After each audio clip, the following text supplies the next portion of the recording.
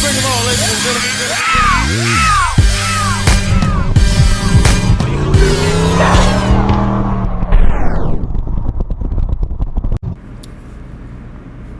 What's up, my people, and welcome to the Sn95 Power channel.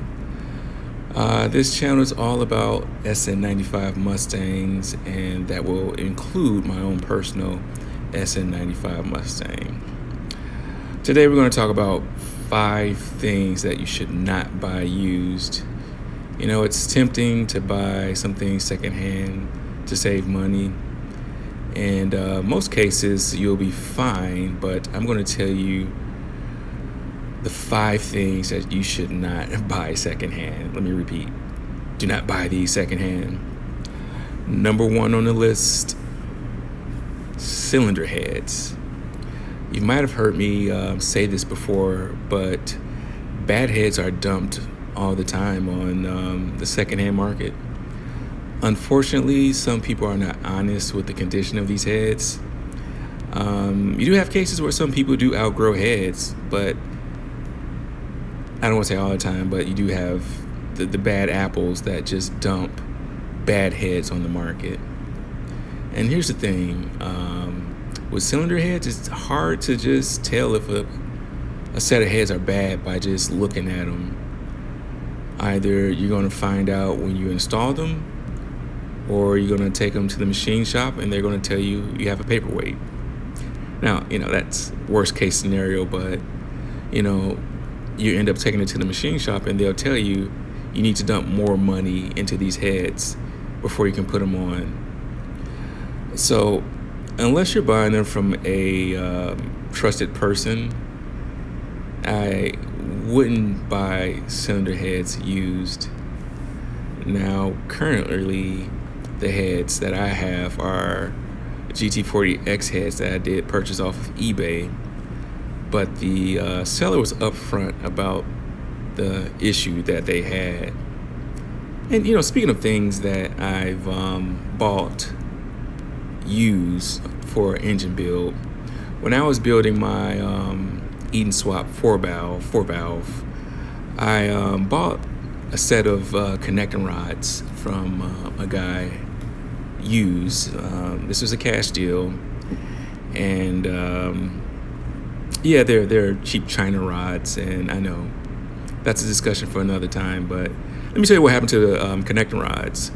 So the rod bolts were just like mangled, and I don't know how to describe it, but the end of the bolt had, I don't know if he tried to do like some epoxy or something on the end bolt of that rod, and the threading on the rod was mangled too.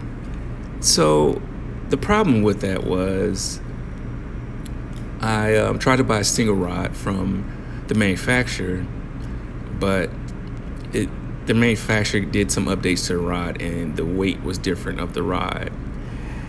And so I bought a single rod and I took everything to go in and get balanced, and my machinist told me he couldn't do it because he would end up adding so much Mallory to the crank to balance everything. It would be best for me just to buy new rods. So long story short, I had to buy a new set of rods, and I was out of a couple of $100. It was a cash deal. Couldn't find the seller again, so I was out of the $200. So next up on the list is fuel injectors. Now, the bootleg market for fuel injectors has been like oversaturated. You know, injectors are another thing that's hard to visibly tell if they're bad. The problem that you're going to have with bootleg injectors or possibly used injectors is when it comes to tuning. So when people have a hard time tuning these injectors, normally what they might do is just buy another brand of injectors, or they might buy another set of those injectors. And what ended up happening is the ones that they had a hard time tuning, they put them on market. A lot of times they do this not knowing it's a bootleg injector. So that's kind of why I'm throwing this on this list of used, because a lot of times it's a bootleg injector and they just can't get it tuned correctly. So will a bootleg injector spray fuel? Yes, it will. But the spray patterning will be horrible on a bootleg as opposed to a OEM, not OEM, but an aftermarket manufacturer, or even an OEM. I don't know too many bootleg Ford Racing, or not really Ford Racing, but Ford manufactured injectors. But I'm not saying it's not true that they're not out there. And so you have a horrible spray patterning, and when you're trying to dial things in, like your slope or your offset and your tune, you'll have a hard time getting that dialed in. And I've had a discussion with my tuner, shout out to Decipher at EFI Dyno Tuning, about this multiple times, and he can tell almost right away when somebody is when they have a set of bootleg injectors. So Semi-Dakotas and Bosch injectors are like the biggest bootleg injectors out there. The only source my tuner has confidence in buying real injectors from is Power Adder Solutions. All right, moving on to number 3. So fuel pump. Same thing as fuel injectors. Like Walbro fuel pumps are bootlegged left and right.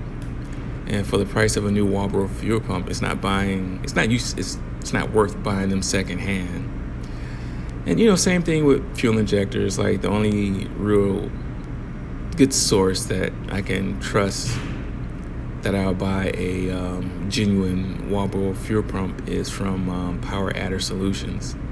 Now, this guy is not sponsoring me. I don't get paid a penny to say this vendor's name, but I'm just passing my experience along to you guys, hopefully to save a dime. I got a little. So this one I'm going to put an asterisk by. Now, I've had success buying a used crankshaft, and I bought a used crankshaft that's been out around. The problem with buying a used crankshaft is that if you only trust what the person tells you and you install it without checking for out around, you could really damage your motor. Now, you see all the times, like, yes, this crank has been turned 10,000, so whatever. And if you trust that person and install that crank, you putting your motor at risk. Now, some people might only check the crank by using plastic gauge. Now, plastic gauge just tells you the clearance in that spot that you have that little strip down. Plastic gauge is not going to tell you if your crank is out around. So you really have to do a full inspection of the crank, and you have to measure on multiple spots on every journal. So if you are scared to do that, or you don't have the skills to do that, you have to take it to a machine shop, because you do not want to install a crankshaft that's out around in your motor. You're just asking for bad things. All right, so next up, last but not least, number 5 is used sensors. Probably the most expensive sensor you have to buy on the Sn95 is a mass airflow sensor. I personally would buy that new, but that's the only sensor I would, maybe think twice about buying used if I had to. Every other sensor is relatively cheap on a Sn95 Mustang. And the thing is, if you buy a used one, you really don't know the life expectancy of that used sensor. Like, that sensor could have been on the car for 15 years, and somebody just cleaned it up and put it on the market as slightly used. So, just spend the cash on that one and don't take a chance. So that's my top 5 list. If you have a list, please leave a comment and let me know. If you disagree on anything on this list, leave a comment and let me know. Also, if you want more Sn95 content, check out my Instagram page at Sn95 Power. We are doing nothing but Sn95 write-ups on this Instagram page. It doesn't matter what it is. Yes, I'll even do a LS swap. So yeah, stop by the page, support me. You can support me by following me on Instagram. You can support me by liking and subscribing to my YouTube channel. So since you're here, go ahead and do that real quick. I thank you for tuning in, and God bless, to my YouTube channel. So